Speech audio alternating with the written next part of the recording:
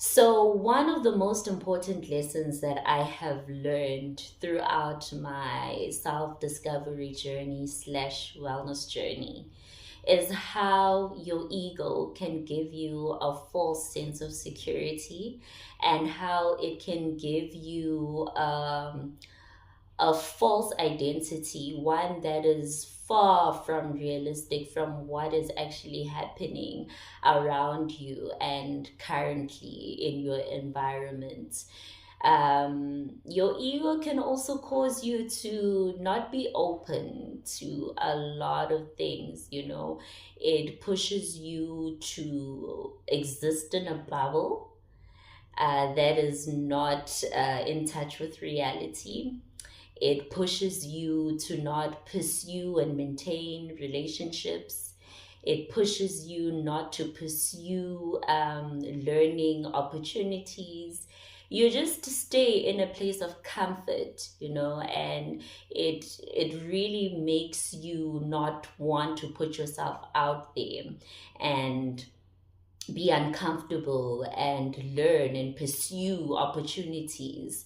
And you probably are going to feel a sense of security while you are in that bubble because that's the ego's job, right? So your ego will probably tell you you don't need to be out there anyway because you are enough as you are. You don't need to be pursuing new relationships anyway because you are secure in yourself. You know, you don't need to be uncomfortable and be upskilling and learning new things because you have paid your dues. You know, you have learned all you need to learn, and really you don't have to put any more of yourself out there. So that's what the ego does, and through um, making many terrible decisions. I have come to learn that in some instances, the decisions that I made, where I thought I was really being self confident, it was actually not confidence at all. It was the ego giving me a false sense of self, and yeah, just putting me in a bubble. So I remember there was an instance where I had just graduated from my first degree and I was looking for a job, but nothing was coming up. And then a friend of mine knew a couple that was looking for a PA, and she was like, ah, just, try your luck there. So while you are waiting for something to come up, at least you know, Uti, that bit of cash is coming in. And very surely I did, you know, because I needed the money. I did take that opportunity and I was successful in getting the opportunity. But I didn't even last more than 2 months into that experience. And when I look back now and I reflect on that experience, I see Wutio, I could have possibly missed some opportunities there because that was an experience that could have put me in a position of meeting people that I would have never otherwise met in my ordinary, you know, day to day life.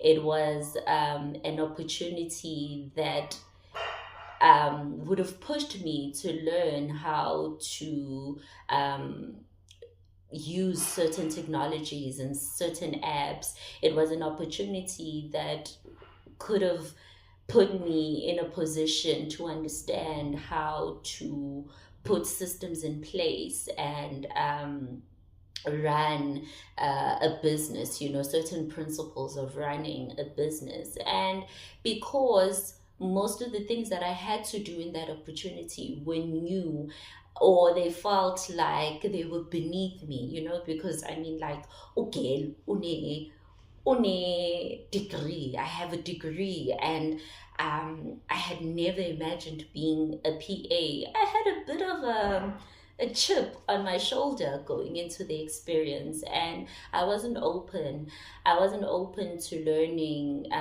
all of these things. I wasn't open to seizing these challenges, and the discomfort, and looking at them as opportunities of how these challenges could actually work for me in the future, or these opportunities could reveal to be, something useful for me in the future. And yeah, yeah. A lot of those decisions were just made based on my ego. How I decided after 2 months of that experience that, yeah, no, this is not for me, and I'm leaving, and I'm actually going to pursue my postgraduate studies, and I'm going to look for something better than what this was. And life didn't really work out that way. It totally did not work out that way. While I did go on to pursue my postgraduate studies, I struggled. Yeah, so I really struggled to find a job, and life did not turn out anything like what I imagined it to be like. And fast forward now into like my wellness journey, and actually having to be very honest, with myself.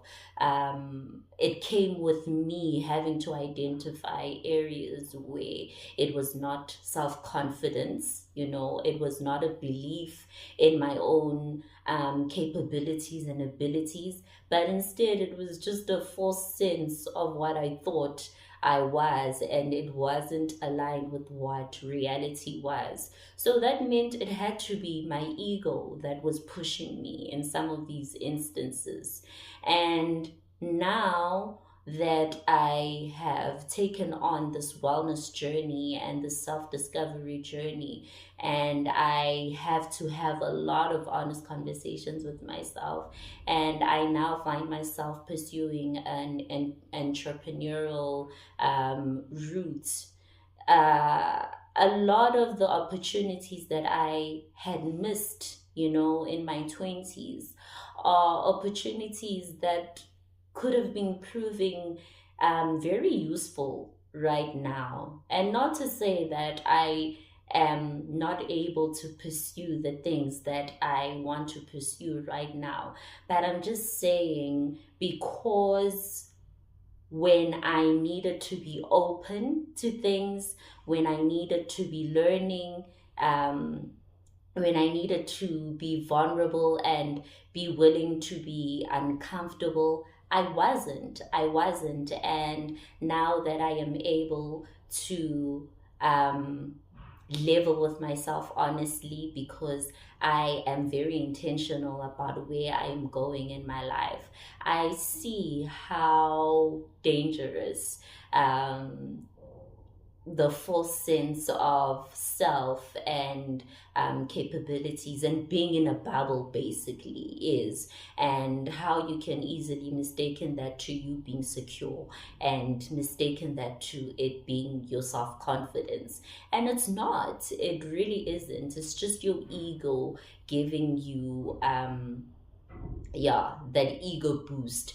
And also, not to say that it is something to be completely ashamed of, because as human beings, our minds are wired to protect us from things that don't feel comfortable. So if you are in a position of being uncomfortable or putting yourself out there, your mind immediately goes into a self defense mode, right? And most probably your ego is probably going to come up there and give you all sorts of excuses and rationales as to why you shouldn't be doing that particular thing, or as to why you shouldn't be pursuing that particular thing. But it's very important for you to have a very heightened level of awareness and mindfulness, so that you are able to identify when you are feeling uncomfortable, and you can assess and evaluate as to why are you feeling uncomfortable. And most of the time it's probably because you need to learn something that you don't know, and the unknown is uncomfortable, but it doesn't mean that it's unattainable, right? So when you are able to identify those things, you are able to still pursue your goals. Even in doubt, you are still able to pursue them with an openness of knowing that there's nothing that you can't learn. And if it's something that you do want, and it is an action step leading you closer to your goals, you will most probably take it on with an openness and with a willingness to fail. But the thing is about failing, it's not a full stop. It doesn't mean that's where your journey ends. It's just an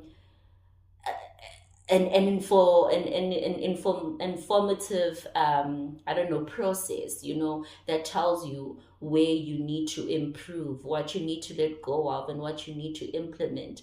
So fail forward, fail, but put another step forward, and eventually you get closer and closer and closer and closer to where you're going. And that requires a lot of intention. It requires a lot of intention. It requires a lot of awareness. It requires you to be very mindful, and that requires you to actually put in work in yourself and in your self development, and actually be very intentional about your well-being, right? And it's funny because now most of us go through our whole entire lives, and we don't even identify these things. We struggle with these things, but we don't even take the time to think about it and give it a name.